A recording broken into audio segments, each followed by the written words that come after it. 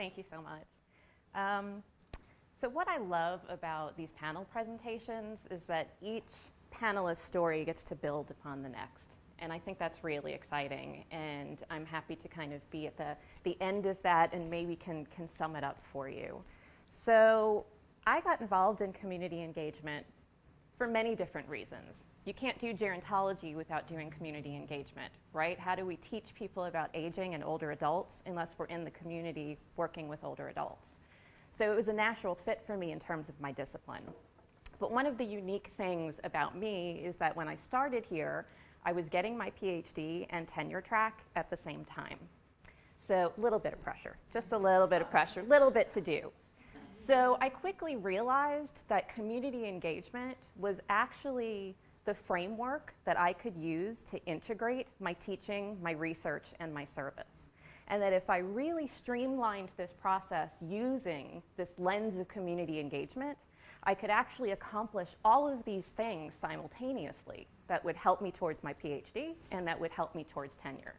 So the question I get when I tell people that is how? How did you do that? So I want to share with you a couple of practical experiences that I had that led me in that direction.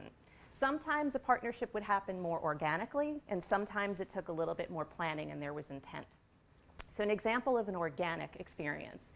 When I first started in the very beginning of my tenure, I was invited to tour an assisted living facility. Nope, I was invited to tour an adult day center. So I went on this tour. My chair had asked me to go on this tour. And at this point, we were just asked to come, see what it was all about. They had a relationship with another department to do some service learning, but they just wanted to see how gerontology could get involved. So we did, and we toured, and then we sat down. And afterwards, I heard the director say, you know, we have a real need here to help our caregivers. There's nothing in place that we have that is successfully reaching out to our caregivers. So I ran with that.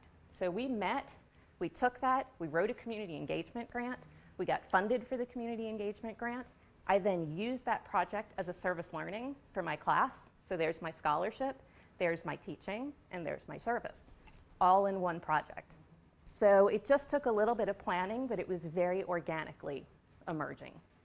So the second example I'll share with you is I had a student, and in my grant writing class, I tried to have all of the students identify their own funding source based on their own passion.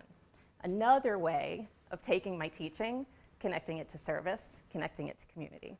So this one particular student saw the movie Gen Silent, which is a movie about LGBT older adults. He was so moved by this film that he decided he wanted to write a grant. So we contacted some community partners to say, what do you think about this? And we had 3 that said, we really have a need to train our staff about what it is like to age as an LGBT older adult.